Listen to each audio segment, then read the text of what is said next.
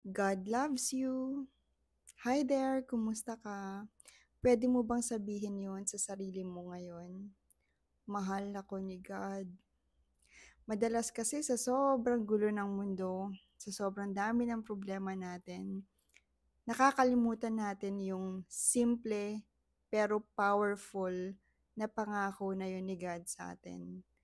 Mahal tayo ng Diyos. Alam mo, ang dami ko nakausap nitong mga nakaraang araw.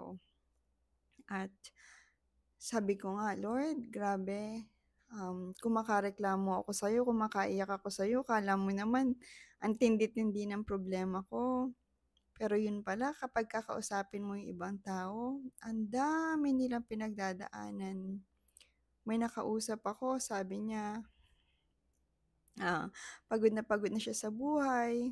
And then, sinabi niya sa akin na um, nagkamali siya before, pero tinatama niya na naman ang lahat eh. Pero bakit gano'n?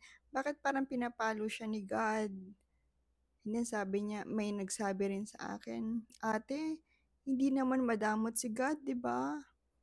And then, ang isa talaga sa nagpa-touch ng heart ko, yung meron taong nag-message sa akin, and then sabi niya, please pray for me po.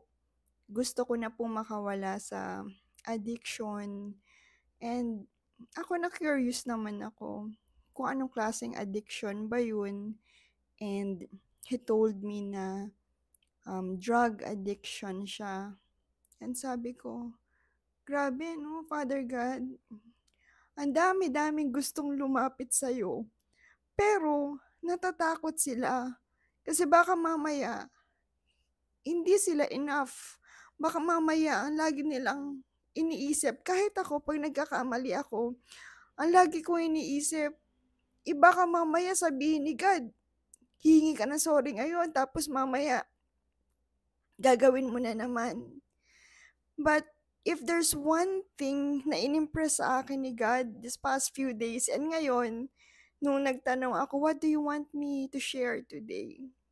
And yun, press sa akin ni God na remind my people that I love them so much. And He does. He truly loves you.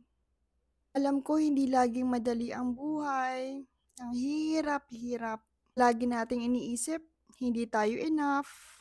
Na parang iniwan na tayo ni God, inabandon na tayo, na parang sa sobrang pagkakamali natin, hindi ka na tayo pwedeng lumapit sa Kanya. At ang dami-dami nating pagkukulang kay God.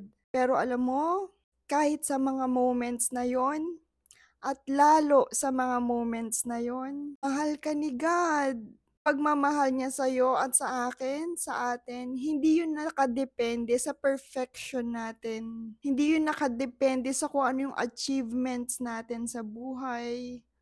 His love for us is constant and unconditional.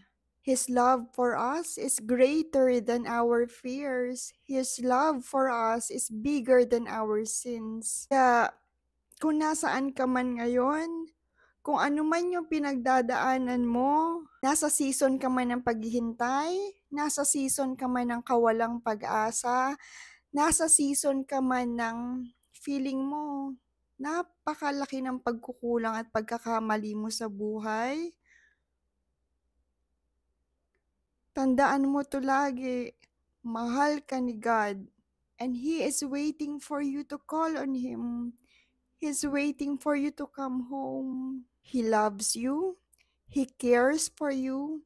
He knows you by your name. Kaya kapit lang tayo, dasal pa tayo.